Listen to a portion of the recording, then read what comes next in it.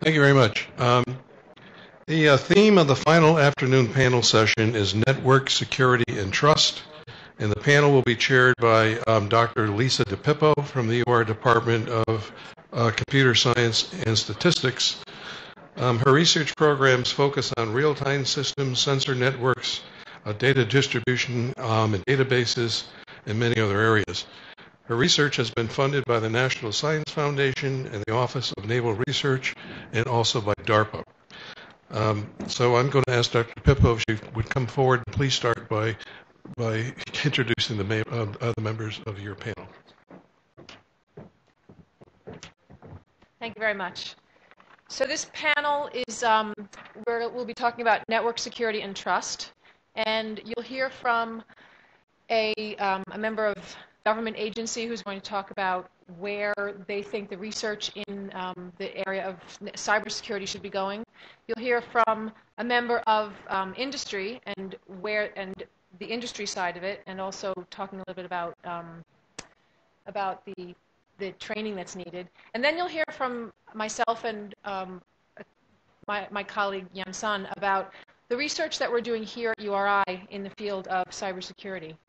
Our first speaker is Peiter Mudge Zatko. He is the program manager for the Information Innovation Office at DARPA. He's perhaps best known as the hacker who told the U.S. Senate that he could take down the internet in 30 minutes. He joined DARPA, the DARPA Information Innovation Office, with the mission of changing how the government approaches cyber programs and to act as an ambassador to hacker spaces, maker labs, and other non-standard pools of talent. He's going to talk about, as I said, new approaches that DARPA is embracing and types of research efforts that diverge from traditional cyber efforts. Our second speaker will be Marcus Sachs. He's the Vice President for Government Affairs for National Security Policy at Verizon. After retiring from the military in 2001, he was appointed by the President to serve on the staff of the National Security Council as the Director for Communication Infrastructure Protection in the White House Office of Cyberspace Security. He joined the National Cybersecurity Division of the U.S. Department of Homeland Security in 2003, and his presentation will incorporate the theme of businesses needing to utilize cybersecurity and the need for students to be trained in cybersecurity. The third speaker is Dr. Yan Sun, who you heard from earlier, and she's going to be talking about, like I said, some of the research that we're doing here at URI in the foundations of the concept of trust and how trust can be used to make important decisions in cyberspace, in cybersecurity. I'll be talking myself a little bit about a particular area in which we have applied this concept of trust to network security. And then we'll have a 5-minute presentation from one of Dr. Sun's students who's going to talk about how the concept of trust can be applied to other areas outside of the network space. So our first speaker, Peiter Zatko.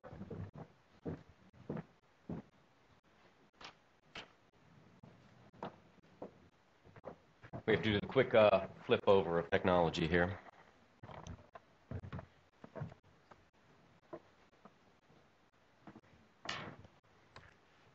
Funny, it's an approved for public release distribution A slide set, but I wasn't allowed to leave bits behind, as they say.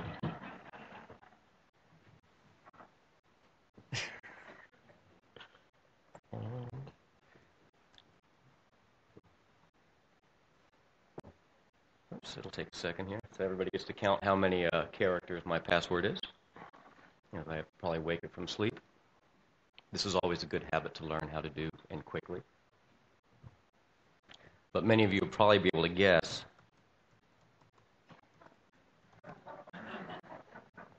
that since I work in the DoD, there's a minimum requirement anyway. So, real briefly, I came and joined DARPA about a year ago, and it was a little bit of a strange marriage. In fact, Brian Snow, the former deputy director at NSA, commented at the cryptographers panel at RSA a year ago saying this is a really exciting move, that he's known me for a while. I think it's the first time he's ever said he's liked me. But he said, this very well could be a marriage from hell. We'll see how it goes. It could be really good for the agency, but this is a departure from the norm. But that's entirely why I was brought into DARPA. So, which is we kind of play the foil. We sit outside of a lot of the other DoD oversight and chains of command. We kind of do this 50-50 of collaborative competition. So if we're doing our job right, half the time our colleagues are unhappy with us, and if the other half of the time they're in love with us. And that's because we're supposed to be brought forward to challenge assumptions that we've built and based a lot of our defensive, offensive, whatever efforts on. But also we need to transition what we're doing. And if we're only collaborative, then we can't actually act as an impartial observer and challenger to the ways we're currently doing things, and we won't be able to improve how we're doing those. But if we're only ever doing that, nobody wants to work with us, and we can't transition our technologies. So some of those technologies have been important. That's like GPS, stealth technology, the internet, etc. And if all we're doing is acting in a collaborative sort of engagement, well, then we lose that objective ability to kind of challenge preconceived norms. So this is a digest version of when I came in. I was kind of challenged with the how do we shake things up and redirect how we're dealing with cyber, because there were a lot of briefings, a lot of presentations on the Hill within DoD that were very scary, but that didn't ultimately leave you with a lot of understanding as to exactly what the problem was and how you'd measure success when you engaged in particular efforts. So this is the first slide I like to start with for this. We've all seen some sort of chart like this. It's some measure over time of badness, and it's getting worse and worse. In this case, we have DoD reported incidents of malicious cyber activity from 2000 through 2008, and we can just see it starting to grow exponentially. The measurement was only halfway done in 2009, but those projections actually exceeded the numbers that were here in the highlighted line. So that's really scary, but we don't really know a lot from it. We don't know what those reported incidents of malicious activity were. Was it port scans? Were they actual full penetrations or compromised? There's a lot of unknowns here with a lot of fear that's still associated with it. It gets really interesting when you apply other measures, such as, in this case, I brought in the red line, which is our entire federal defensive cyber spending in billions of dollars. And you can see over time that this red line is growing up as well. So we're spending more and more money on the problem. Well, charts like this, the gray bars, lead us to believe that success is measured by driving those bars lower. And if those bars keep getting higher, yet we're spending more and more time, more and more resources, more and more money on the problems, this just doesn't really seem fair. So that begs the question of why is this? As it turns out, in many ways, we're actually divergent with the threat. So I'm going to walk through a couple of different ways of looking at this and looking at how we have unintentionally embraced and maybe even fostered some of this divergence. This chart here shows on the blue line a bunch of defensive software security applications that we have deployed over time. I've called out a few notable ones, and what I did is I walked through these and I counted the lines of code for each one of these. DexSeal and Haystack Labs Stalker were some of the first application layer firewalls. We have Milky Way, which was one of the first commercial firewalls and started to have some intrusion detection capabilities. Snort, many of you are familiar with the popular open source Marty Roche effort for intrusion detection. This is when it first was released. It was a little over 1 million lines of code. It's much higher up on the blue line now. Network Flight Recorder I'm calling out because it was one of the first security appliances. You bought a box, you plugged the cables in, you put it in your rack, and it was supposed to be done. It was your intrusion detection, intrusion prevention system. I actually wrote the IDS portion of that. And Unified Threat Management, that's in the government we have HBSS, the host-based security system. In the commercial world, you kind of have Symantec, McAfee's, Tivoli's, IBM's, which are your kind of all-in-one package. They do your antivirus, your firewall, your access control lists, your IDS, your IPS. And by 2005, we started seeing that these were up at around 10 million lines of code apiece. Now, I come from the offensive side of the world. I'm considered one of the pioneers and fathers of modern-day buffer overflows. I wrote a tool called LoftCrack, so if anybody's ever cracked Microsoft Windows passwords, it's probably got some of my code in there. And I have a nice collection of malware. So I took that collection, which is about 10,000 pieces of malware, and I decided, for the ones that I can actually definitively place at a point in time, I will count the lines of code in all of these as well and average them out and plot them and see what I learn. And the strange thing was, so this includes exploits, viruses, botnets, worms, etc., that of those 9,000 samples, they average out to be about 125 lines of code each year that stays constant. Well, this is really interesting because lines of code was chosen not because it in and of itself is some magic number, but it turns out to be this really good proxy. You can substitute complexity, you can substitute level of effort, you can substitute time, and you can substitute cost for lines of code. And in a real simple substitution, if I say one line of code equals $1, here's the game that you're playing. Marcus Sachs over there plays the offensive side. He likes to play my foil here. I play the defensive side. I put $10 million on the table. He puts 125 on the table. If he wins, he takes it all. If I win, I basically keep my $10 million. And then we play again. And I put another $10 million on the table. He puts another 125 on there. At some point, somebody needs to tell me when this isn't really the best game for me to be playing. Now, I was really happy to hear that in one of the other talks, somebody else pointed out that there's one other thing that lines of code is a really good proxy for, which is bugs. Because the more complex of a solution you're coming up with, the more likely you are to actually introduce problems. And as it turns out, so I didn't know where that previous speaker got his numbers or figures from, but I have a value from IBM that they've published, which says for every 1,000 lines of code, you can expect between 1 to 5 bugs. Now, that's 10 million lines of code for just our defensive security software. So that's 10,000 bugs. We also went in and I counted lines of code for the ones I had and used public sources of information for applications. We're well over 1 million lines of code for your PDF viewers. I will leave the particular name of the most common one out of this. For your Office suites, your Excel, Word, etc. documents. And for operating systems, Microsoft ones have topped well over 50 million lines of code, and some counts of modern-day Linux are 156 million lines of code. That's 156,000 bugs. And these are some of the ways that they actually manifest themselves. What we have here is this is called a vulnerability watch list. This is from JTF-GNO, which was Joint Task Force Global Network Operations, which has now been rolled into Cyber Command. And they have a huge job that they have to do, and that is they have to look out over and monitor and watch the entire DoD networks and watch for vulnerabilities, make sure people are up to patch lists. I mean, this is a Herculean effort.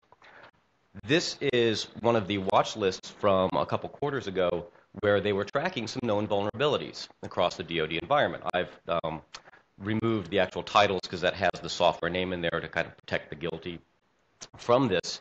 And the interesting part was, let me back up. The vulnerability watch list is for, we know there are problems in these, but we don't necessarily have solutions. So either the vendor's been notified and we're waiting on a fix, or the vendor hasn't been notified because we got the information other ways. One of the interesting parts of this was that out of the 17 vulnerabilities they were tracking and watching, 6 of them were vulnerabilities in the very security software that we had deployed to protect ourselves. So that means that you might not have been vulnerable, except, oh, drats, you installed that large antivirus package there at the bottom, which has the remote privilege escalation vulnerability. Or you were using the secure communication mechanism built into modern web browsers up here, which had a remote code execution or use after free memory vulnerability. So this is really, frustrating because the defensive folks have to look at this and go, well, we know that we want layered security because layered security, just sounds inherently good. We've seen layers of security work in previous fields and previous areas. Why isn't it working over here? And I'll get back to that in just a moment.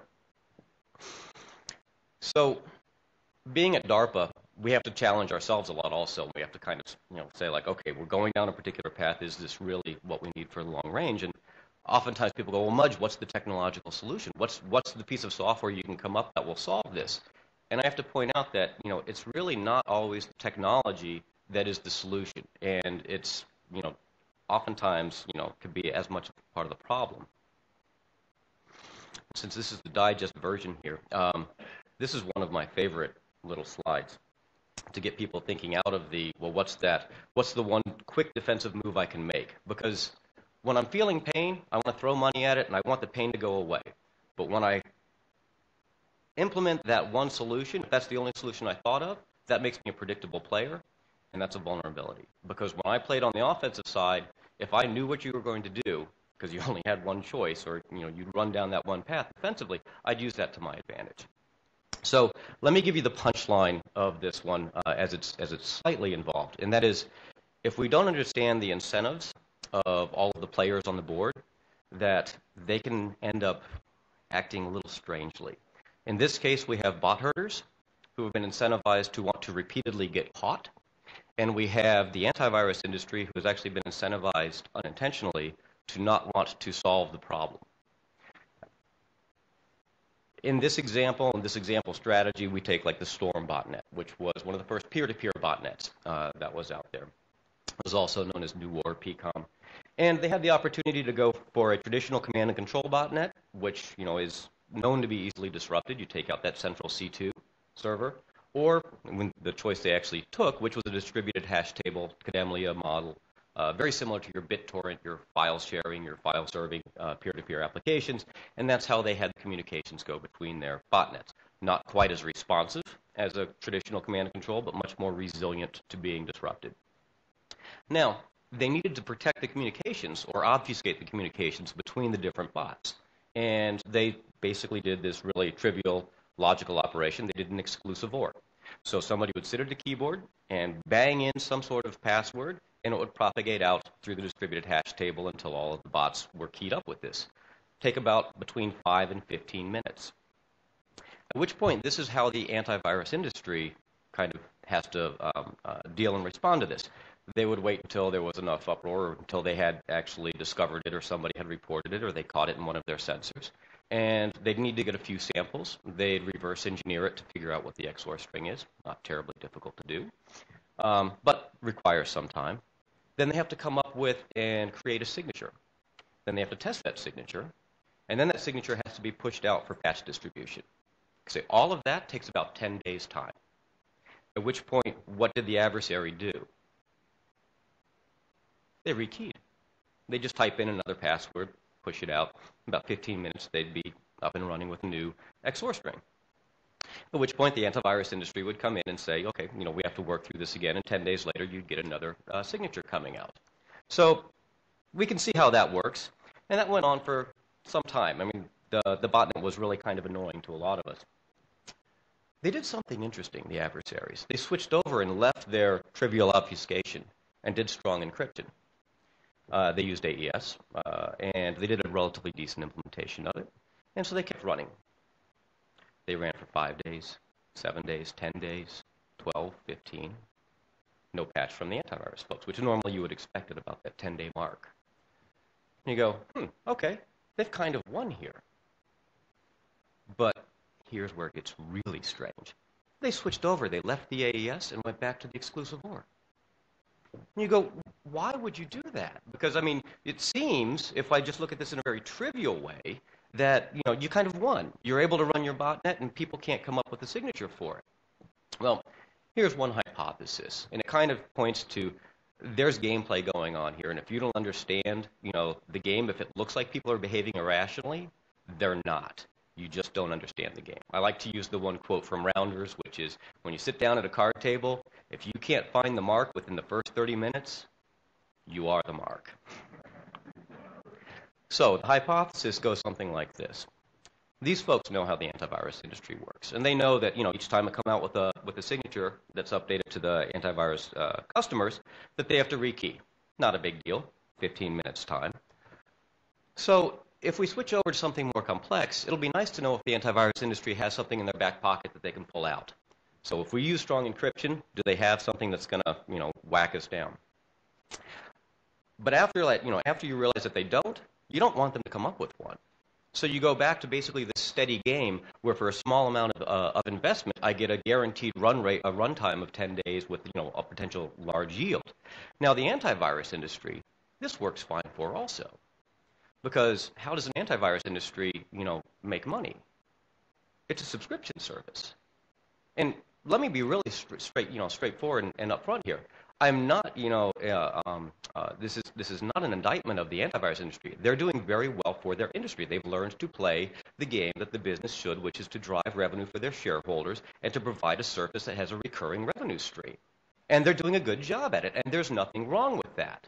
But it's not that they're incentivized in the same way that we're expecting them to be incentivized, which is to solve our problems. So since they're a subscription service, the value they present to you is demonstrated by how many updates they can provide. We've given you 30 patches in the last, 3, 4, 5 weeks. Look, this is why you keep paying me monthly or yearly for your subscription service.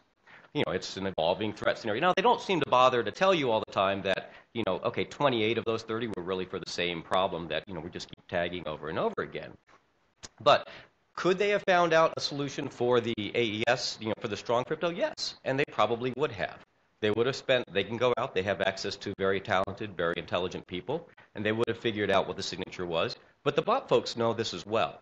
And that signature, it wouldn't have killed just the branch, requiring them to rekey. It probably would have been something more baked into their actual overlay network. It probably would have been something along like the timing channels or the frequency distribution, so you could see that, yes, this is strong crypto.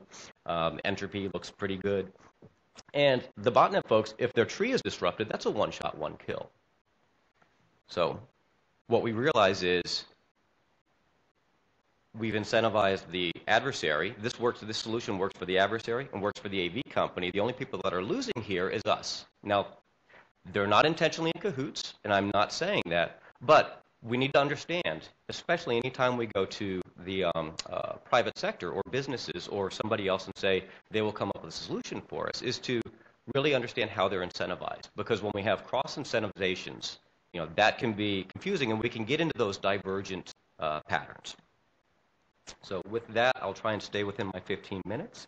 I was warned that very frequently, and I'll probably, much to the chagrin of my public affairs officer who's not here, probably take some questions afterwards.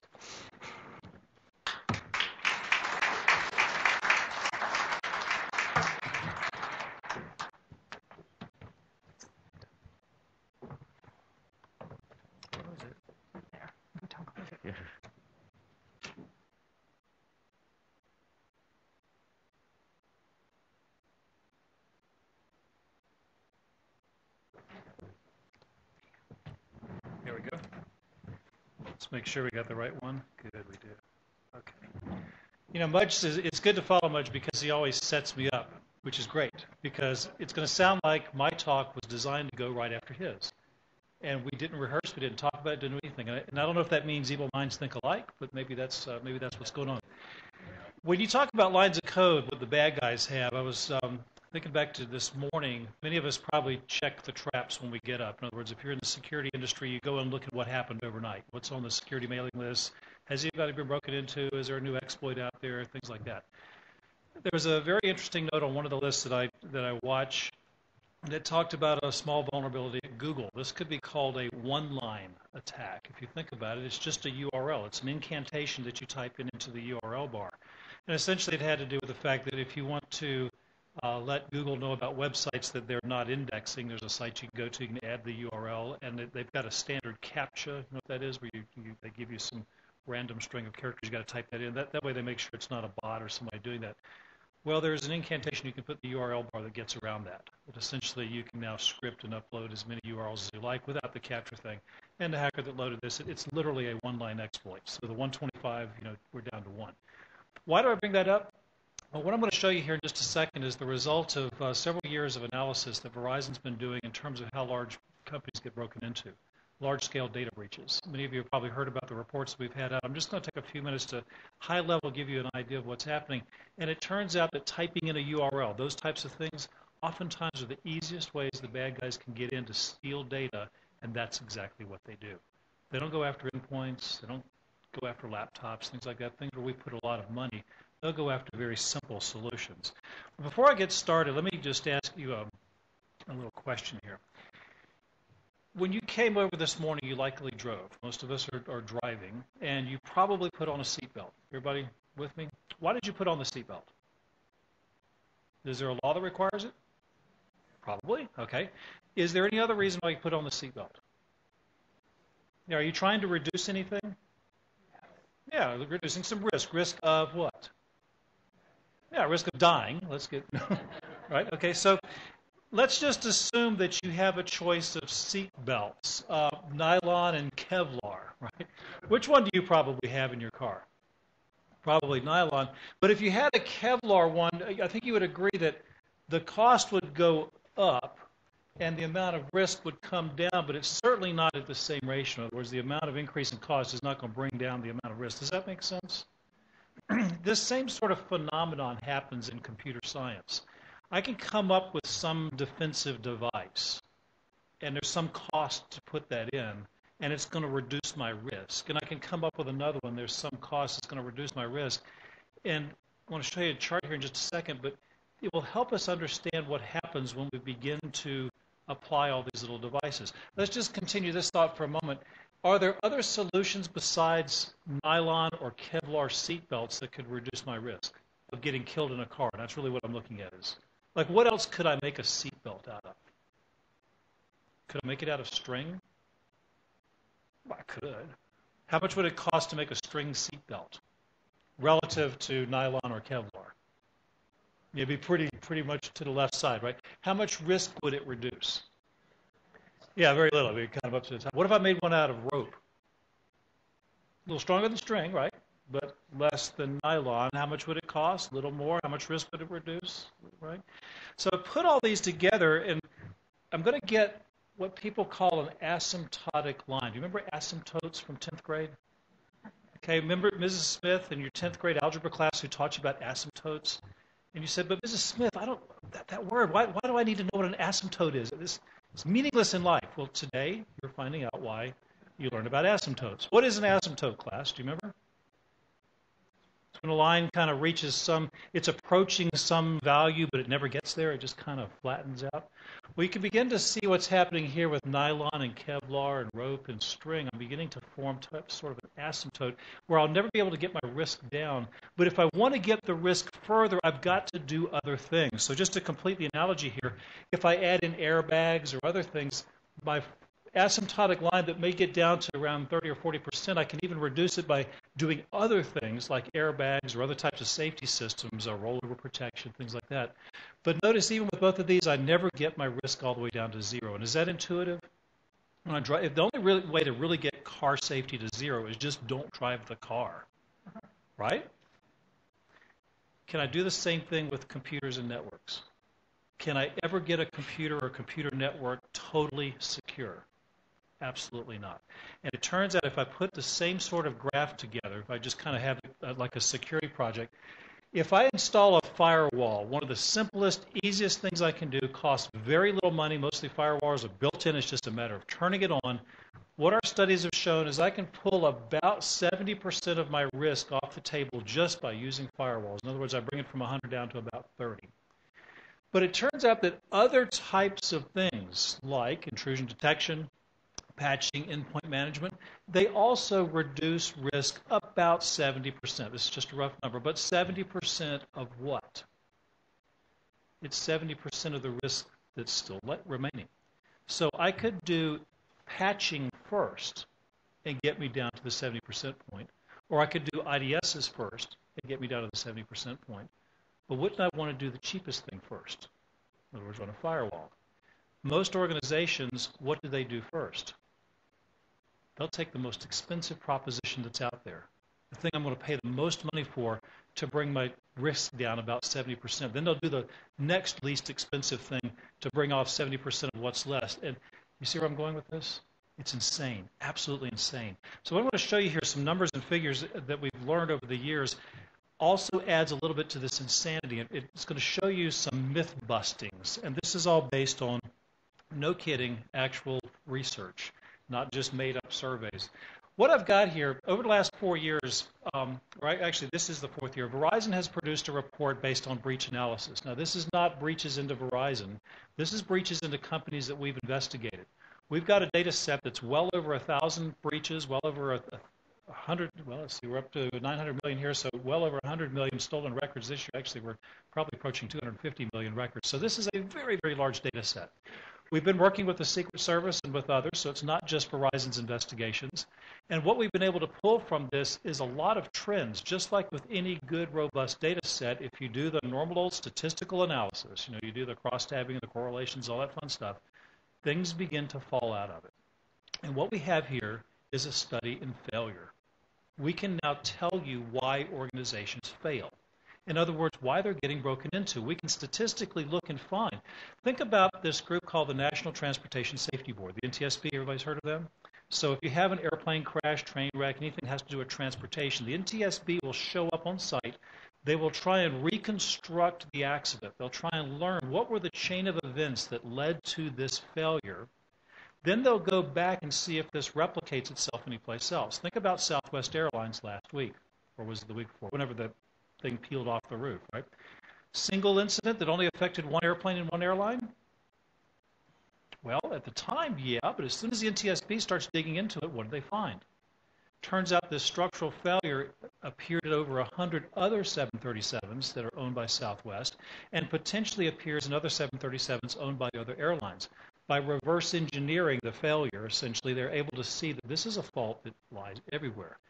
That's what we've been able to do with breaches, data breaches. Can we find those common things that are repeatable elsewhere? So let me just walk you through some of the facts. By the way, down at the bottom on this slide deck, which I realize is absolutely clear in the back of the room, is a URL. It's verizonbusiness.com/databreach. It's worth writing down. Every slide that's in here, which you can't see past the front row, and I understand that's just a factor of the slideshow, unless you're sitting over there and you're able to look at that other screen. Every slide in here is in these breach reports. So don't worry if you can't see it. I'll just quote you some numbers. I'm going to go through this rather quickly just so that you get the highlights. For example, 98% of all the data that was stolen in these breaches comes from servers. Why does the stolen information come from servers and not from endpoints? Don't you think that the bad guys would be going after the endpoints? I mean, that's what we patch the most, right? That's where we do all our antivirus. We protect those endpoints like crazy. But our research shows that 98% of the stolen information comes from servers. What are we talking about with servers? Web servers, databases, email, FTP. Why do they go after the servers? Why does a criminal group steal information from a server? Well, exactly. Why does a criminal rob a bank? That's where the money is. There is no value on an endpoint. Yeah, I could steal that laptop and go sell it down at the local pawn shop. And yeah, I might get lucky, steal this laptop here, and yeah, there might be something on it. But if I go raid Epsilon, what can I bring back? 40 billion records in a data warehouse of some sort I can get into. So yeah, the criminals go after where the data is stored. It's on the servers. 85% of our attacks that we uncovered were not considered highly difficult. What does that tell you about the attack mindset? It's low-hanging fruit. Go after the easy stuff. Go after the easy stuff, and there's billions of dollars of value. A couple other things. 70% of the data breaches resulted from external agents. What's the myth on the street about the insider threat? Insider, number one problem, right? Okay. Our research shows 70% is external. Now, we have overlaps. Many of these cases did involve insiders. In fact, 48% of them, there was a connection to an insider. So I'm not saying insiders aren't a problem. It's just they're not the number one problem. Other things we found, privilege misuse is the highest ranking factor of how the bad guys get in. What does privilege misuse mean? I'm talking about how I log in, usernames, passwords, things like that. 48%, the highest ranking one. They're guessing your password. They're guessing your access. They're downloading passwords and cracking them with LoftCrack. Thank you, Mudge, for bringing us that wonderful tool. They're doing the easy stuff, and that's how they're breaking in. Let me just go ahead and blaze through, because I'm just watching the clock over here, and I realize that we are going to run short on time. So let me go up to some that are worth talking about. Organized crime. What do you think? A lot of it or a little of it organized crime in terms of these large data breaches? Turns out the number, which you can't see from even on the front row, is 24%. people who are not associated with criminal groups or known actors is 20%. So roughly one-fourth organized crime, roughly one-fifth unaffiliated, lone wolf type of stuff. So it's not just an organized crime problem, which is another one of these myths. We think all of these large data breaches are being done by the Russians, by the mob. It's not. There are other groups that are out there doing it. Where do they come from? Vast majority from Eastern Europe. Second largest group, North America, as the source. Another little myth. We think that we here in the United States aren't a source of problems, but yet we are. Other things, on the inside, the most notorious insider is a regular user. Not a system administrator, not somebody with special access, not somebody buried deep inside the finance department, but a regular end user. Number 2 is somebody inside of finance. Number 3 is a system administrator. But your basic end users tend to be the highest ranking insider. If bad guys want to get in, our research shows that the 2 top things they like to do is they like to hack and then they like to install malware. And we'll dig into these in just a moment. Regular basic hacking skills is what they're doing. Nothing elite, nothing that you have to go to school to learn how to do. You get a little CD from DEF CON or whatever, you run those tools, and that's what breaks you in. How does this stuff work? Okay, malware. The number 1 piece of malcode that we find is just a plain old basic hidden backdoor. I mean, have you ever heard of hidden backdoors? Probably everybody has. That's the number 1. Right behind that, keyloggers. Is that old school? Absolutely old school. And then right behind that is external theft of information. In other words, a partner has access and they pull information back. But keyloggers and backdoors, 2 things that we know how to protect against. We've got defensive mechanisms, but they still sit up on top. Now, for the first couple of years we did these investigations, less than 30% of the malware was not customized. In other words, in most of the cases, they're just downloading malware off the internet and firing at you. Over the last couple of years, we've now started to begin to see an increase in customized attacks. So rather than just taking malcode and firing at you, they're taking malcode and twisting it around a little bit and then firing at you. Is that unnerving? Yeah, because it tells us a little bit about how we have to react. It's no longer just reacting to known threats using known software with known attack methods. Now they begin to twist it to aim it at you. If I look at hacking itself, I mentioned this earlier, the number 1 way that a hacker gets in is through stolen credentials. In other words, they guess your password, they steal your password, they get some type of way of gaining access. Number 2 is that backdoor thing that I mentioned a moment ago. But number 3, and this one really kills me, is SQL injection, SQL injection. How long have we known that SQL injection is a problem? How well documented is that? We get in number 3 on the list here, which represents about 30% of our cases. SQL or SQL injection is how the bad guys get in. Is the message getting out to those who protect our networks about what the threat uses or not? Now remember, this is a study in failure. Okay, these are the companies that got breached. What are they not doing? They're not following best practices, is the bottom line. Other things. Over half of the breaches involved a manipulation of a web application. They came in through the front door. They went right to your website, www.whoeveryouare.com.edu.gov.mil. whatever. Right to your front door, knock on the front door, and the front door swings wide open, they come in and steal things. They don't have to go around the end. They don't have to do something like you see in a movie in Die Hard 4 or whatever. They just come right to the front door. Number 2 behind this is remote access. They're literally connecting to your network through wireless, through dial-up, through some other means that you've opened up and you've made available for them to get in. Last couple of slides, and these are the ones that I like to save for last because they really are the most scariest. Across the top. We went in, as we're looking at these cases, we asked the machines, what did you see? What do your logs show you? What is it that you've been telling the humans who are in charge of you? Can you reveal anything about these intrusions? And what the machines tell us is that from the point of entry to compromise, in other words, we're measuring how long does it take from when the attacker first gets in to when the attacker actually commits the compromise. That big yellow circle you see on the left there is minutes, and that's about a third. Is that acceptable? From an attacker getting in to compromising takes just a few minutes.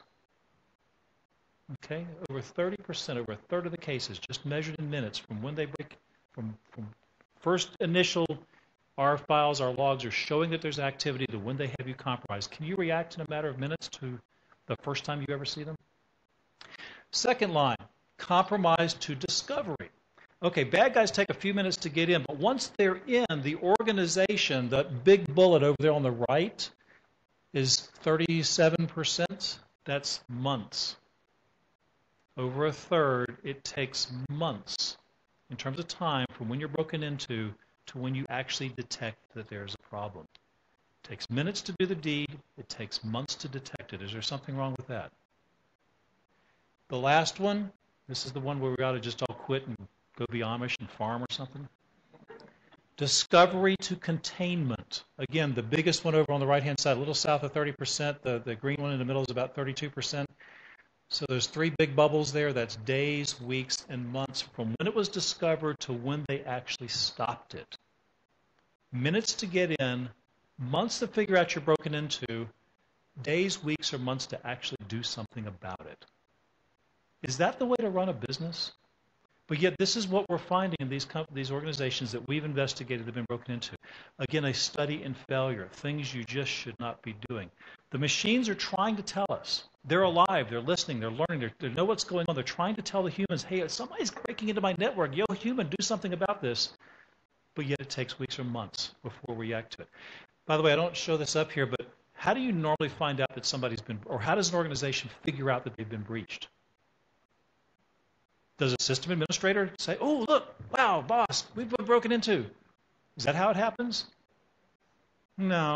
Usually you read about it in Wall Street Journal, or it was on CNN the night before. How'd you learn? No, we don't want to ask. It's awful. It's absolutely awful, the amount of information that the machines are telling us and the way that it comes to us. Oh, this was it right here. Third party, that's that big line up there. That's the CNN line. Okay, so the next one is notified by law enforcement. In other words, Officer Friendly calls you and says, hey, you got a problem? The next one down is an employee might figure it out. I got to go way, way down about here before I find somebody in the security team getting involved. So we're finding out about these things by reading it in the paper, by having the law enforcement call us, or by our own employees or even our own customers calling us and saying, hey, there's a problem. Should we put up with that? Is that how we need to be running our networks? All right, last slide. How do you stay out of a Verizon report? You don't want to be one of these that we've investigated. If you look through the reports, and again, there's 3 of them out. There's a 4th one that's coming. It's really all about best practices. Do the things that we've always talked about all the time. Unnecessary data, knowing where the data is. Again, a big issue here, the unknown unknowns. I didn't know I had that information. I didn't know it was stored on that server. I didn't know I had that door open. I didn't know I had this connection between me and somebody else. You have to tighten all that down. Essential controls, testing, auditing, reviewing, everything is best practices. Those companies who can follow the best practices generally don't get broken into. I say that generally because there is no perfect security. Remember how I started off this little talk? The asymptote? Even if you're doing everything right, there's still a little piece down at the bottom. That little piece down at the bottom, by the way, just as something to think about as you take away, those are the mechanisms that we have to work with. That's TCP/IP. That's C++ coding. That's chipsets. That's all the stuff that's kind of built into computers and computer science, of which there will always be risk unless we change the way we do things. How expensive is that going to be? And maybe in the end, it turns out there is some level, 10, 20, whatever that number is, percentage down there, we just have to accept as the risk of being a highly connected society. That's just the way it goes. Short of re-engineering everything, starting over, turning the clock back to World War II, and let's go through this process one more time. I don't think that's really what we're going to do. That's sort of where it takes us. I'll leave this discussion out. That's in the document. It just tells you a little bit about the framework. Again, these reports are online. Again, verizonbusiness.com/databreach. Please download them. They're all in PDF format. They're easy to take a look at and read. Read the text that's behind it. Call us if you have any questions. We'd love to walk you through it. Thanks very much.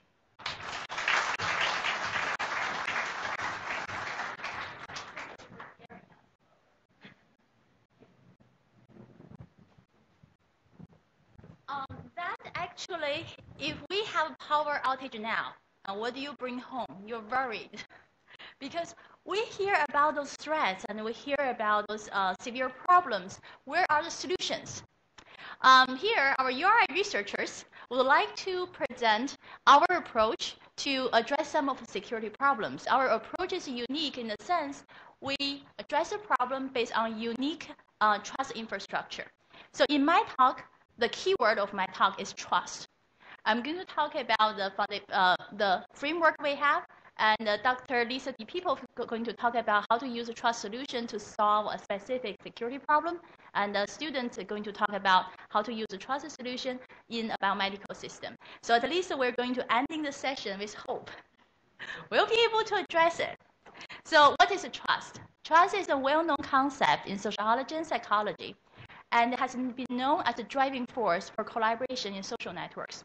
At URI, we would like to bring the concept of trust in computer networks, especially in distributed computer networks, where the network functionality inherently relying on collaboration among network components. There are many examples of that, sensor networks and wireless networks. How trust is related to security? Let's think about this scenario. If network participants do not know how to trust each other, they have two choices. They can be naively trust other network nodes, then they will be a victim of malicious attacks. Or they can choose to be paranoid. They don't want to trust other nodes, then they miss opportunity to work together and the network will not be efficient. So how could trust help us? I classify the role of trust into three categories. The first category is prediction and diagnosis. When network entity establishes trust in another network entity, it can predict others' behavior. If we have a prediction, what we can do? We can avoid working with a node that is less trustworthy. So that actually can significantly limit the impact of attack. It's also a diagnose tool. So if you have a network, you have many network components. If we can evaluate how much we trust individual components and understand the relationship of the components, there's a hope we can evaluate the status of our system, how much we can trust the entire system. The second role trust can play is simplification and abstraction. Right now, if you design network protocol, you must be aware of the network participants may not follow your protocol honestly. They can cheat. So what do? You have a defense scheme for your protocol. So this has been done right now is defense solution for individual protocols. But what problem we have is each protocol want to do their own defense, and then we have repetitive monitoring. Every protocol needs to have a module to monitor nodes' behavior, and there's a high complexity, and those defense solutions may not compatible with each other. So ideally, our vision is in the internet and also in future wireless networks, there will be a trust infrastructure that helps to identify how much we can trust individual network components. And this trust infrastructure is not sitting in an individual network layer. It's a cross-layer concept.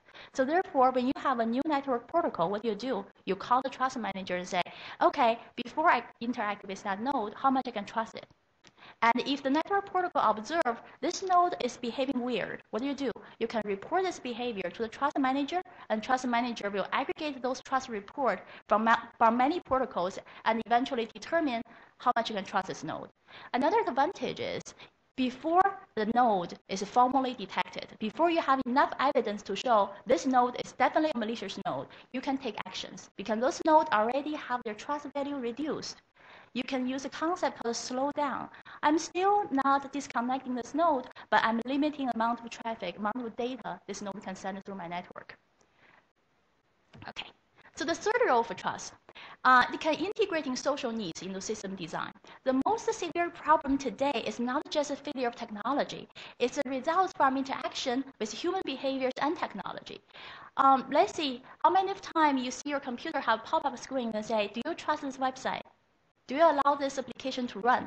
How many of you really study those pop-up windows? Most of my students, even in my security class, they will say click yes. So what we are missing here, the end user, they are weak link. Maybe not the weakest, but definitely they're weak link. They need decision support. When they need to make a decision, how much I can trust this software or this website, they need technology support. And the trust is a natural language to do so. And also, from the plenary talk, we heard a concept called accountability. If someone's doing bad behavior, we want to hold them be responsible for it. And then this can be done by building a trust infrastructure. And if you're doing things that's not honest, and your trust value got reduced. and then that hurt you in terms of getting future future service from a network. So trust infrastructure will provide incentive of honest behavior. By the way, I need to mention, trust-based solution does not replace traditional cryptography. They work together. I would like to give an overview of research at URI here. First, we do theoretical foundation on trust infrastructure. We answer questions like, what is trust? What is trust? If I ask 10 people, I may get 5 different answers. Actually, in social science, there are more than 20 different definitions of trust. But in computer networks, what is the definition of trust? And how do you quantitatively evaluate trust? If I trust you with value 0.8, what does this mean? And if my trust in you increase from 0.8 to 0.9, what does the difference 0.1 means? So we need to develop quantitative measure of trust and also mathematical properties of trust value. If A trusts B, B trusts C, how much A can trust C?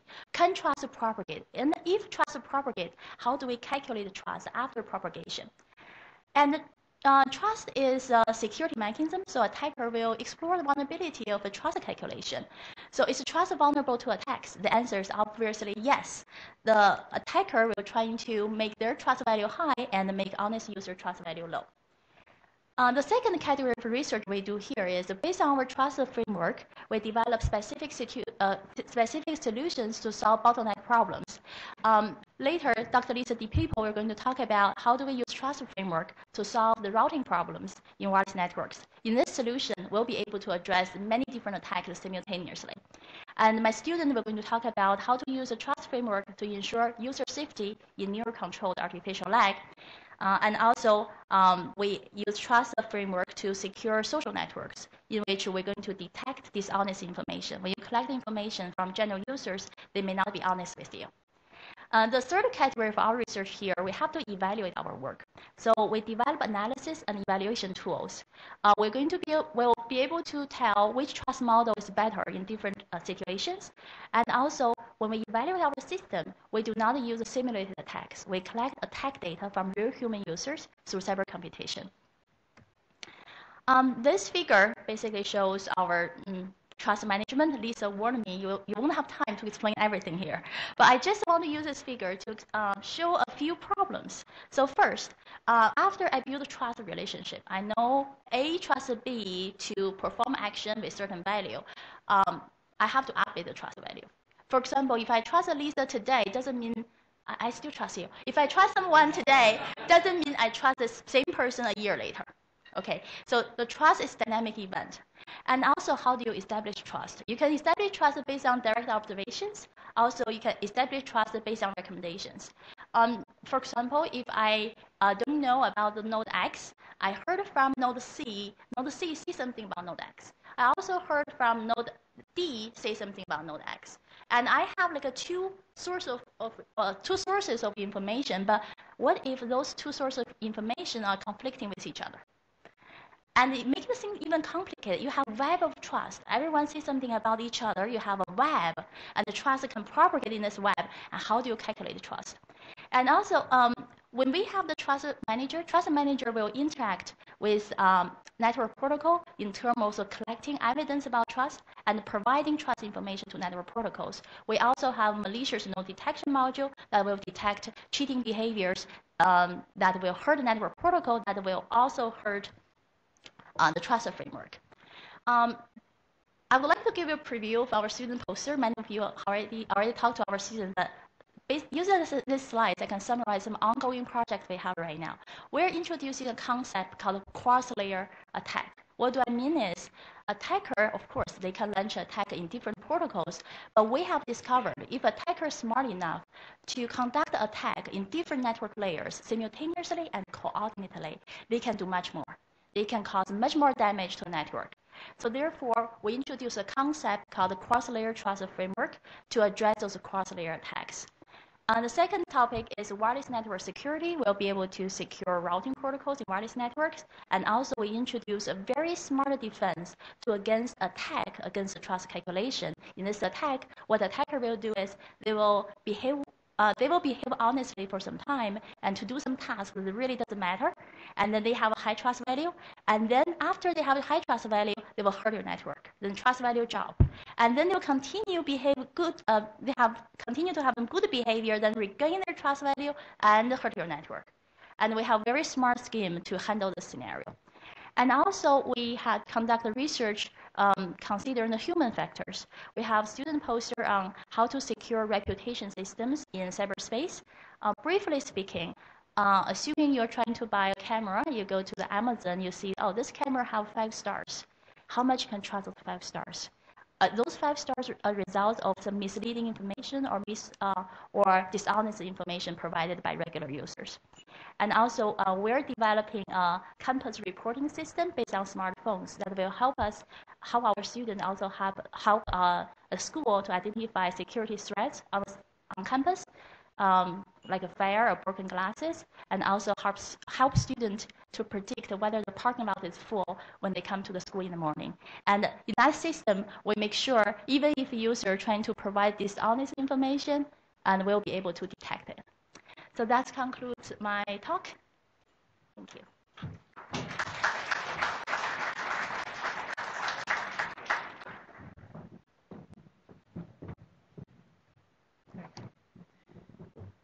Thanks, Jan. So I'm going to give a little bit of an idea of how we've taken this concept of trust and applied it to a specific area where security is necessary.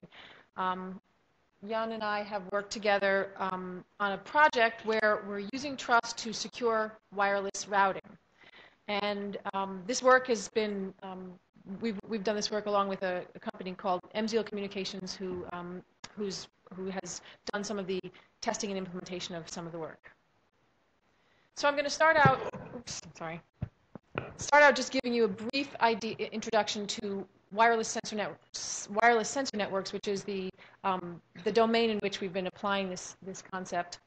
And then I'll talk a little bit about the security issues in wireless sensor networks and how we've applied the concept of trust to the routing in those networks.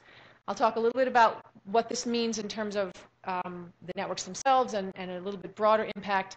And then I'll talk about how this concept of trust in general fits into the cybersecurity program here at URI. So a wireless sensor network is a network of sensors collecting data.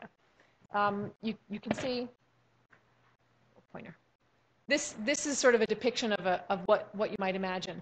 The wireless sensors are small devices that are typically highly constrained in terms of size and power and cost.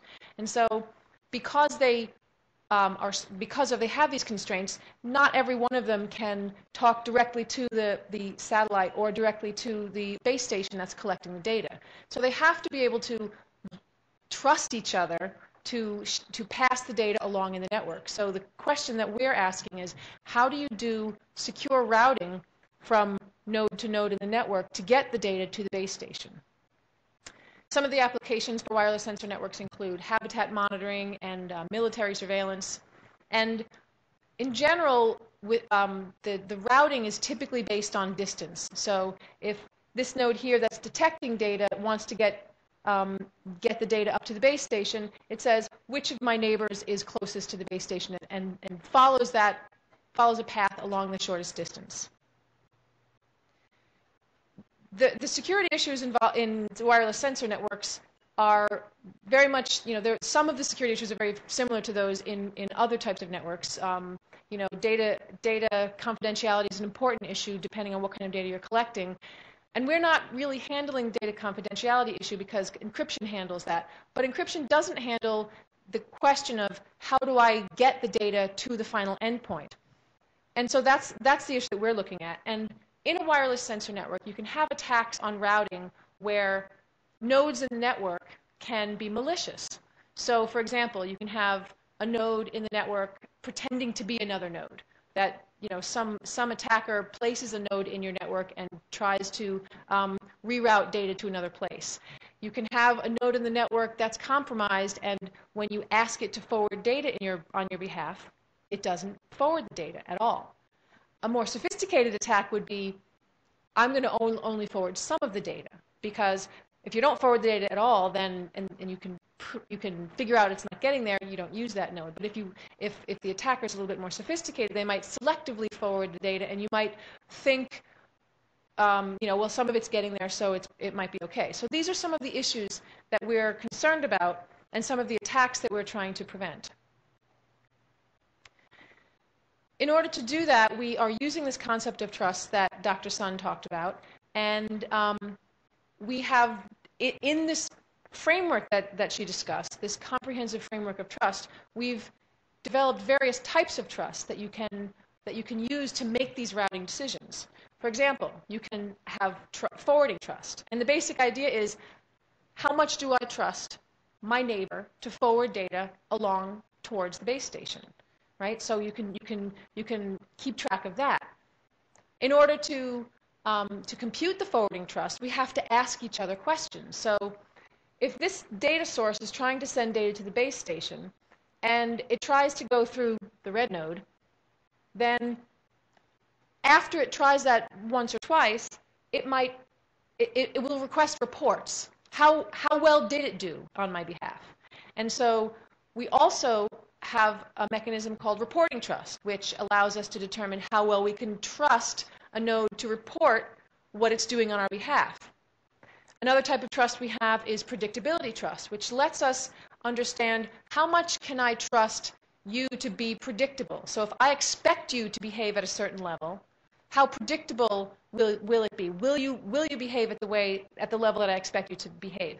So these are some of the types of trust that we're computing in this particular application, and we take all these different types of trust, and we combine them into an overall trust, and together we use that overall trust to create a mechanism for making the routing decision. So if we look at this picture, you can see that if I just chose distance as my metric for getting the data from the data source to the base station, I would probably go this way because it's 2 hops, 1, 2, 3 hops along to the base station, right? But somewhere along the way, I've received reports that when I forwarded data this way, that the data didn't all get there. And so I use that information to say, this node isn't behaving the way I want it to. And I lower its trust. And so at some point, I might say, this node's trust is low enough that I would rather take a longer route to the base station through more trusted nodes than take the shorter route through the untrusted node. And in a wireless sensor network, taking a longer route is expensive because the transmission is one of the most expensive things in a sensor network. So this trade-off is an important one in sensor networks. So what does this mean in terms of for what's the impact of this work? In wireless sensor networks in particular, it gives us a level of assurance that the data will be delivered, that the critical and sensitive data will be delivered within the sensor networks. Dr. Sun briefly talked about this sliding windows poster that's outside, and this work was developed along with this wireless sensor network work, but it actually goes beyond it because it allows us to detect sophisticated attacks on routing in the sense that, like she said, you can have an attacker understand your trust mechanism and try to fool your trust mechanism. I'm going to behave well for a while, and then when I've gained your trust, I'm going to do something bad. And so if you look at the poster, you'll see that this mechanism that we've developed allows us to detect that type of on-off attack that we're calling it, where sometimes you behave well and sometimes you don't.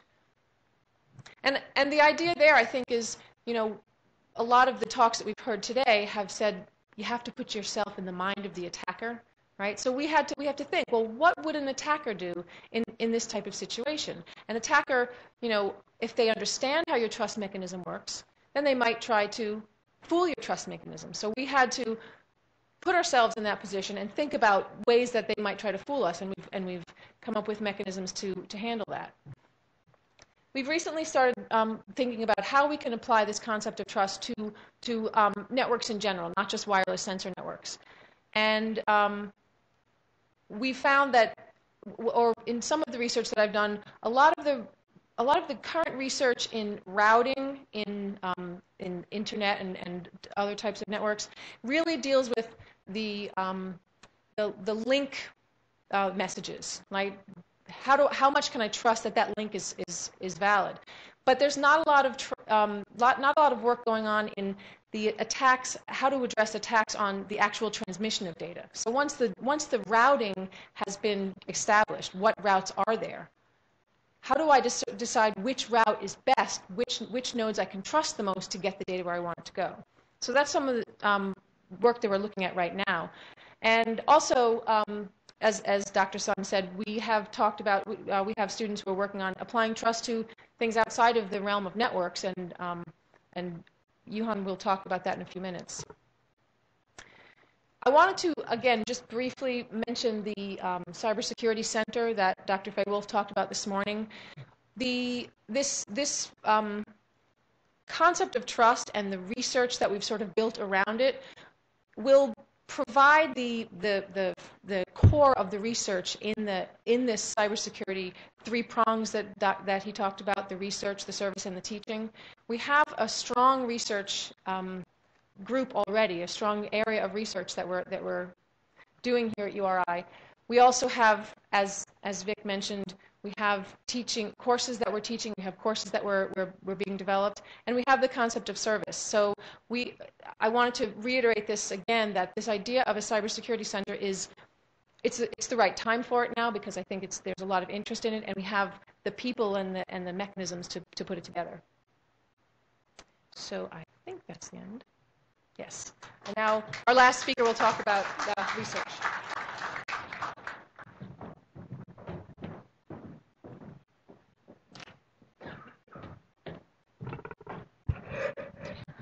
Thank you for being here.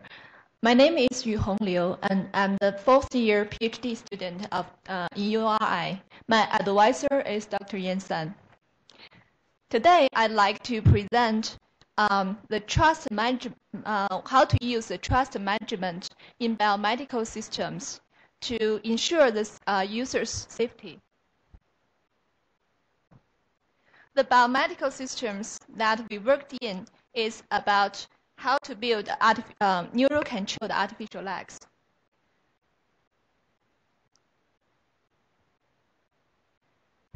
So firstly, I'd like to start my presentation by a video. In this video, an able-bodied subject wearing a set of EMG sensors conducted different motions, including the level walking, stair ascent, and stair descent. The neural signals of this subject were recorded and processed to detect his motion intent. And currently, there are over 2 million amputees in the US, and the number is growing. However, the manual controlled artificial legs are cumbersome. A promising way to solve this problem is to investigate the neural signals for the control of artificial legs.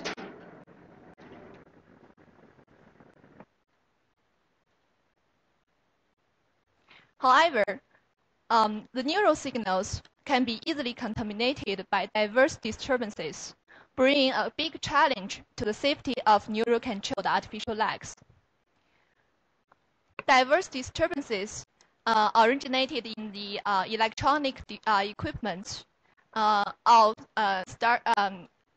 originated from the contact of the EMG sensor and the user's skin, may cause sensor failures, lead to errors in the user intent identification, and may even lead to tumbles, falls, and injuries of the amputees.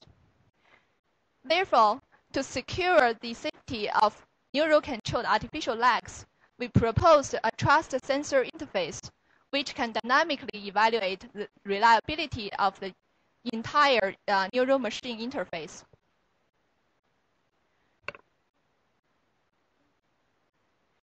There are 3 components. The first one is called abnormal detector.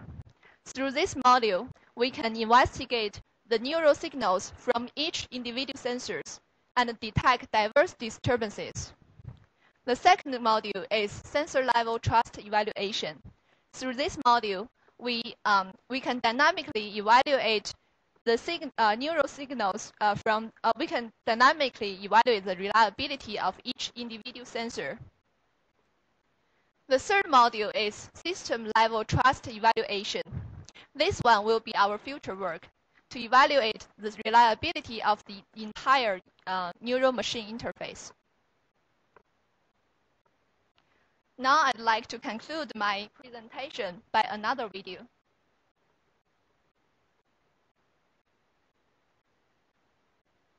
In this video, we demonstrate the performance of the proposed trust sensor interface. An able-bodied subject wearing EMG sensors conducted sitting and standings. During this procedure, we artificially insert disturbances by typing the EMG sensor. The detection result and the trust value of this sensor was shown on the monitor. As we can observe, each time that we insert a disturbance, the trust sensor interface can detect it accurately and rapidly, and leading to a drop in the trust value of this EMG sensor.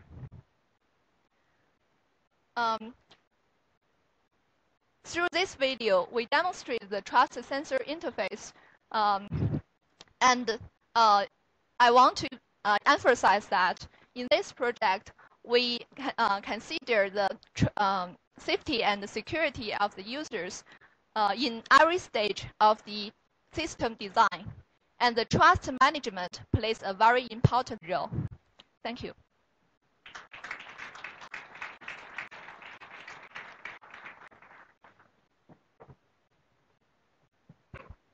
Well, thank you all very much. Unfortunately, we do have some time constraints at this very end of the day, so we're just not going to be able to many questions now, but our folks will still be here.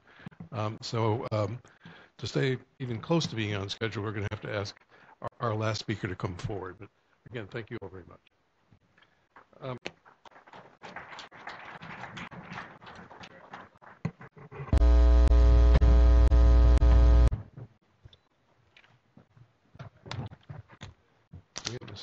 There we go. The final speaker of the day is Mr. Arthur Caviello, who is the Executive Vice President of the EMC Corporation and also serves as the Executive Chairman of RSA.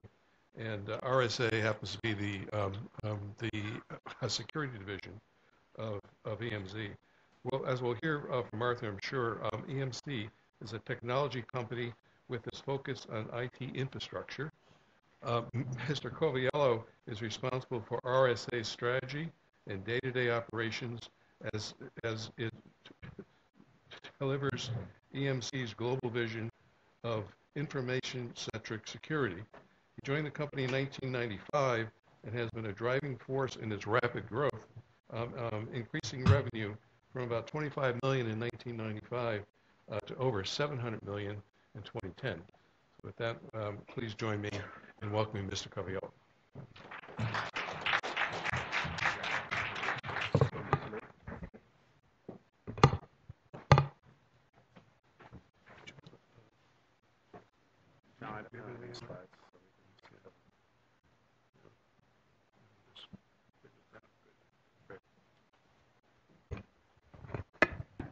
Good afternoon, everyone. I am pleased to have this opportunity to address you all today. And I'm particularly indebted, as so many of you are, to Congressman Langevin, not only for this day that he helped bring about, but for his leadership on this very important issue. My topic today, as I finish up, is understanding and getting ahead of a rapidly evolving cyber threat landscape. I think it's especially apropos that I'm speaking to such a diverse audience from business, government, and academic sectors, because the fact is that our only hope for truly getting ahead depends on a strong public-private partnership in addressing the threats, and you've heard that time and again today. I also have a special word to the students in the audience. You've grown up in an information economy an economy that will only become richer with ongoing innovations in information technology. All economies are dependent on confidence, and our job in cybersecurity is to inspire that confidence. Also, that economy based so much on globalization and world trade is inextricably tied and built on our critical infrastructure. So I can think of few more important and rewarding careers at this time in our history than cybersecurity. And quite frankly, as you've heard from so many of us today, we can definitely use your help. So I also want to commend President Dooley and Vice President Alfonso for their leadership in bringing about this terrific program. I also must say I've been very impressed with the quality of the discussion today. I think by virtue of the fact that the discussion was so rich, my suggestion would be that this be first in a series of ongoing symposiums. So for those of you who put in so much work to bring this about, I'm asking you to do a lot more work. But I think it was very rewarding, and I think it would be well received. So recognizing that I prepared these remarks in advance, I thought I might be a little redundant, so bear with me. I also tried to make notes during the day so I could bring some of the points home based on some of the earlier discussions. To truly get ahead in a rapidly evolving cyber landscape, it is a good idea to know exactly who's attacking, why they're attacking, and what an organization's likely vulnerabilities are. Marcus did a great job showing the information about data breaches. But not all of those data breaches were the same. They came from many different types of attackers against many different types of organizations. And I would suggest that a lot of what you saw in those data breaches today was about personally identifiable and consumer information used for fraudulent online transactions. Not all of them, but a substantial amount of them, because that's the volume that we see out there today in terms of breaches. But I also want to share my perspective not only about the attackers and what they do, but also on what it's going to take to stay ahead of them. And when it comes to the nature of the threat, I guess I'm particularly well qualified to speak, as my company, RSA, recently fell victim to a very sophisticated cyber attack. Unfortunately, the attack resulted in certain information related to our flagship product, SecurID, being extracted from the company. But fortunately, unlike many of those companies you saw in Marcus's, we were able to discover the attack contemporaneously and shut it down before further damage was done. Not only that, we were able to begin immediate and effective remediation for ourselves and for our customers. But my company is a security company. This is our business. And believe me, we have a myriad of security technologies and a state-of-the-art security operation that's in place to defend our organization. And still, we suffered a breach. Why? Because the nature of the threat is constantly and rapidly evolving, and traditional methods of defense by themselves are simply inadequate. I'm a big believer in best practices, but these attacks are getting more and more sophisticated. We knew this before the attack, and we've been working feverishly, collaborating with government vendors and security practitioners to redefine the way security is implemented to address these new world realities. But clearly, as General Alexander pointed out, we must act faster.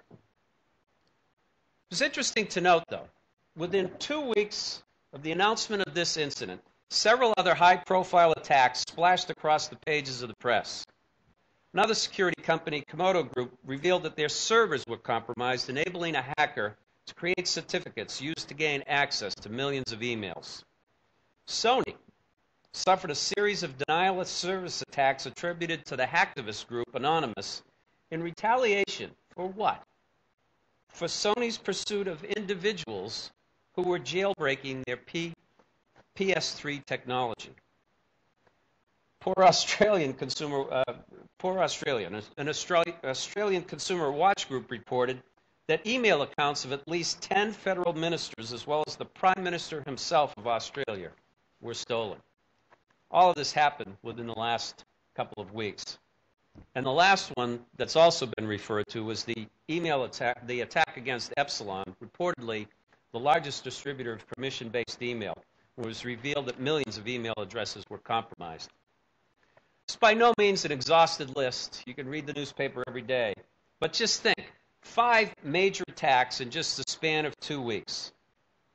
A major problem with this is none of these attacks are the least bit related. There is no single hacker in the sky that we can set our sights on and aim to take that attacker down. In this environment, adequate defense depends on a clear understanding of the likely attacker, the attack target, and the attack methods, as well as the ability to map that insight into a security program that is agile and adaptive as the attackers themselves. One last word. While they might appear to be zombie-like, as Senator Whitehouse mentioned, in creating fear, they are people after all, and we need to expose them for who they are. So, while many of these attackers are out there, they tend to fit in 3 major categories.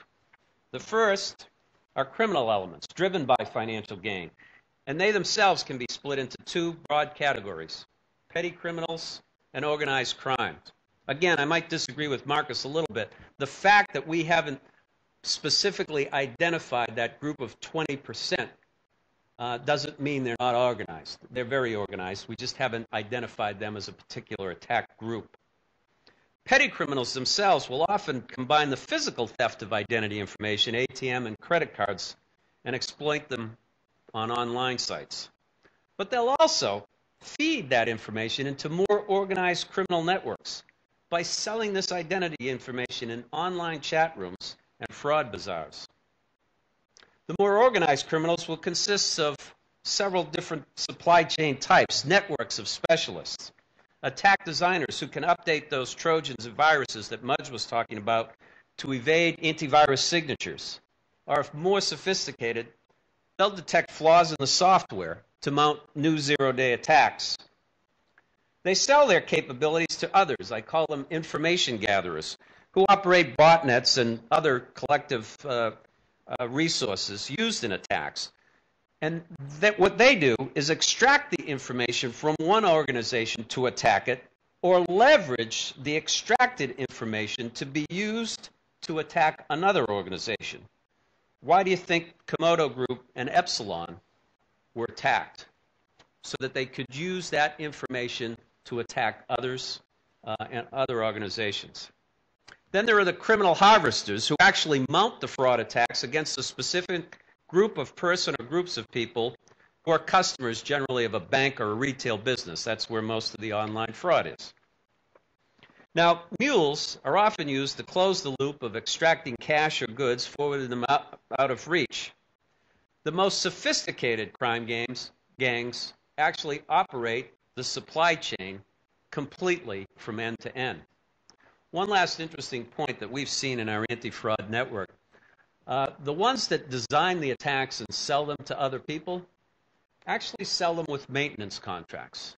Aren't they entrepreneurial? Think about it. If this attack doesn't work, if you buy a maintenance contract, we'll keep supplying you an attack until it does work. And you can subscribe. They have subscription services. It's all very nicely done. The second group of attackers are known as non-state actors. And this group also splits into 2 broad categories, what I call anti-establishment vigilantes, the hacktivists, and terrorists themselves. The first category, namely the hacktivists, have been on the rise and have become far more effective, purposeful, and disruptive. They are motivated by their own self-righteous causes and do have a vigilante quality. They tend to be as sophisticated as the organized criminals, but the method of attack looks more like what you'd see from a nation state. The attack on Sony by Anonymous is a clear example of this category. While the true terrorists frequently have passion and some ability, at least so far, they often lack the money and resources to mount their operations. And since terrorists typically have the goal of intimidation and coercion in mind, their targets are likely to be areas such as critical infrastructure, where they have the potential to introduce major societal, economic, or political disruption. With more organization, sophistication, and sufficient funding, this group could pose very serious threats that could cause physical damage, potentially leading to loss of life. We should expect this and be proactive anticipating these threats. Again, in line with what General Alexander was saying. And finally, the third major category of attacker is the nation state. Nation state actors are groups whose online activities are backed by or directed by a particular nation or government. If war is the continuation of politics by other means, then these groups leverage a new way to continue politics, with all the same devastation and effect, but without the cost, bloodshed, and vilification nation states can hack too. The size and scope of resources, think about it for a minute, that a nation state can bring to bear vastly outclasses even the largest and most sophisticated corporations in the world. Simply put, there is no equal to the vast might of a sovereign nation state and its people. And yet, it is our job to defend against attacks from increasingly able and equipped nation states. These attacks can be very comprehensive, including reconnaissance, diversions, and assaults in force. Those of you from the military understand it sounds a lot like a military attack. The obvious motivation for nation states is political advantage or control gained through the extraction of government and or corporate secrets, intellectual property. I also agree with Senator Whitehouse's comment that we are seeing the greatest transfer of wealth in history with the theft of intellectual property by nation states. And while a form of mad, mutually assured destruction will keep them from launching physical attacks unless a war exists, the harm that can be done to our economy and the significant technology advantages we enjoy in our own defense can be devastating. The geopolitical situation here cannot be underestimated either. As long as we are occupied fighting terrorists in Iraq and Afghanistan and are dependent on others to help us, as long as we're dependent on foreign capital to fund our debt and foreign oil to supply our energy, it is difficult to bring the full force of international law to bear. Once again, I agree with General Alexander. We need to do a better job defending ourselves. So what does this tell us? Our adversaries in cyberspace currently have the upper hand. They operate without the constraint of ethics, regulations, geography, budget, bureaucracy, and legacy technology encumbrances. The way we need to think about securing our organization's information has changed radically, and it's accurate to say that we are all in a new phase from a security perspective where we must abandon many failing assumptions and behaviors. We must come to grips with the harsh reality that we have entered a more dangerous and complex state, with many similar themes to older security states, but arrayed with new actors, methods, and with a threat focus that is critical to understand. I also disagree a little bit with Marcus because the environment that we all operate under has changed. There's more openness, there's more bandwidth, more web applications, cloud virtualization technology changes the nature of where the attack vectors can come from. This new state is a state of constant change, where we must confront the continual adaptive efforts of our opponents with innovative and agile approaches to security, as I mentioned earlier, that provide equally dynamic, precise, and pervasive methods for protecting confidentiality, integrity, and availability of information. Successfully defending our organizations in this continual state of change requires adherence to three core principles. First, Our approach must become logical and information-centric. The strongest security results when organizations protect information assets themselves rather than focusing on locking down information infrastructure. Here's a point where I definitely agree with Marcus. It's not about the desktop. We can assume in this current environment that the hackers are inside, the degree to which is only limited by their own sophistication. And that's because our infrastructures are no longer static with clear physical boundaries. Today's infrastructures are increasingly virtual and dynamic. Think cloud computing. We need to develop logical boundaries with new perimeters that secure the information assets themselves, enabling policies and privileges to follow information wherever it travels. Second, our approach must be risk-based and adaptive. As General Alexander said, static security approaches based on rules and signatures can't address advanced external threats. Instead, organizations must develop capabilities to assess risks instantly and initiate countermeasures. Infrastructure must employ, as Dr. Sun said, predictive analytics based on their understanding of normal states, user behaviors, and transaction patterns to spot high-risk events and enable organizations to proactively adapt defensive. Third, our approach must be built-in and automated. In today's dynamic environments where information and entire networks can relocate at the blink of an eye, and our adversaries are just as adept at reinventing their attacks, security measures must be as dynamic as the virtual assets they protect. Achieving this means building security into the infrastructure elements and embedding policies, regulations, and best practices into security management systems to be implemented automatically without the need for intervention by IT security staffs. If this is done, IT security staffs will have the time to better equip themselves to understand risk, anticipate attacks, and literally go looking for trouble so that we are attacking the attack.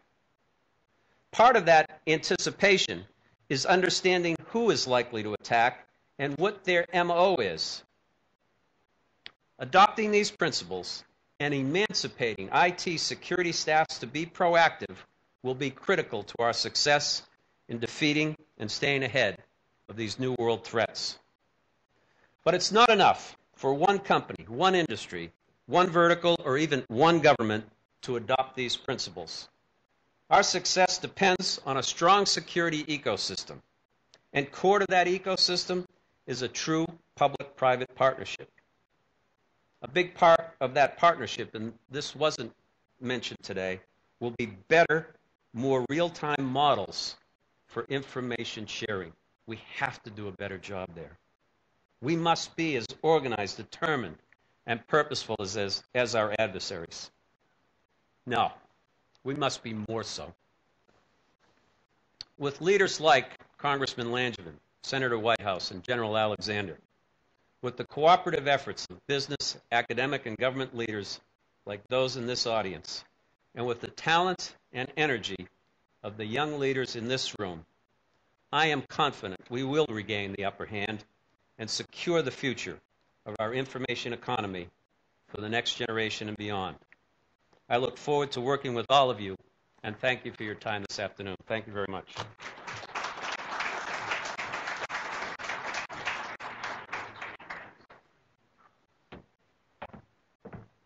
Thank you, Mr. Fagliolo, for those very, very thoughtful comments.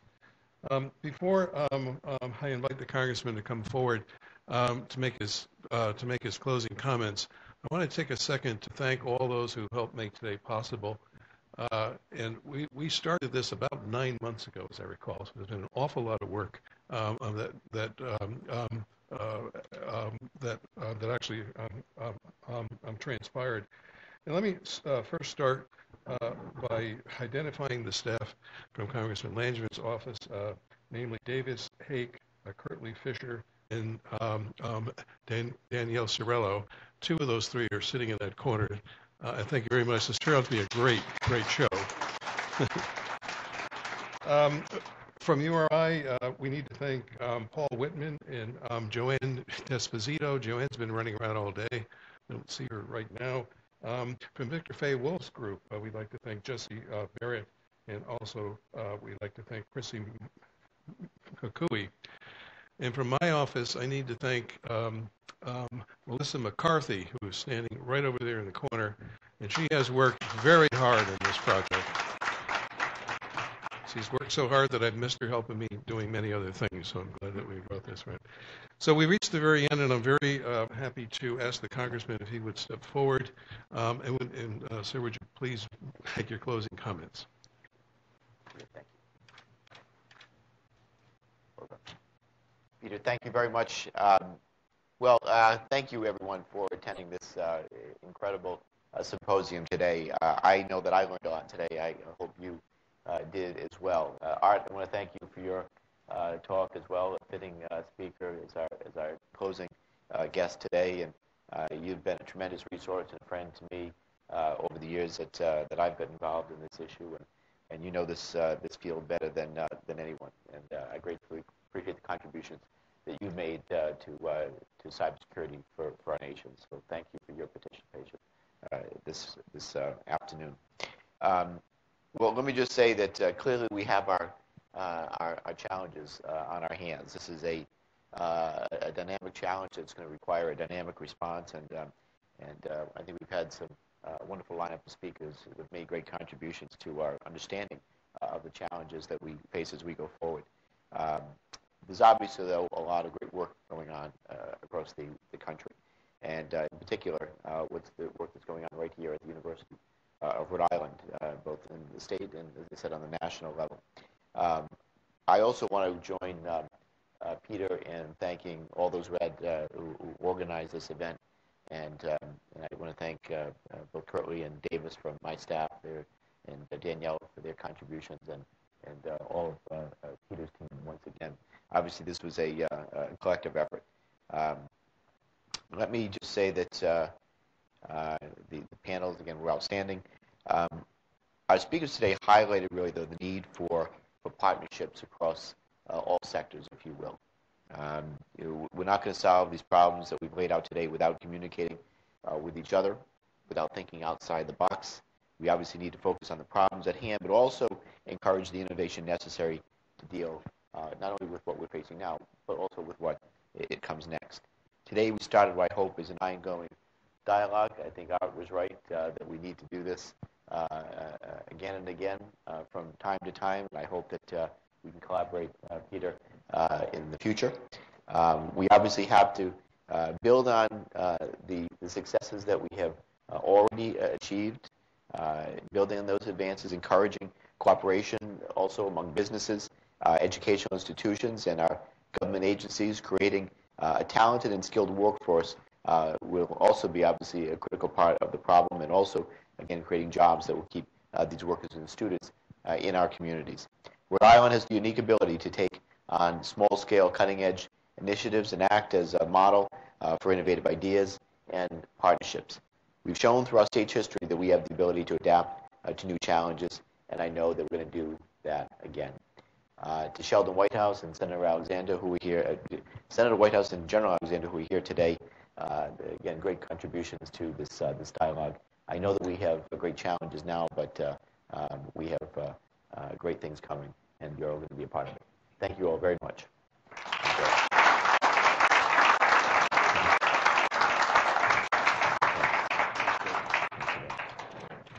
Well, that's it. Thank you all for coming. I think we've heard some great, great talks, and maybe we should give one last round of applause for all of our speakers. They did some fantastic.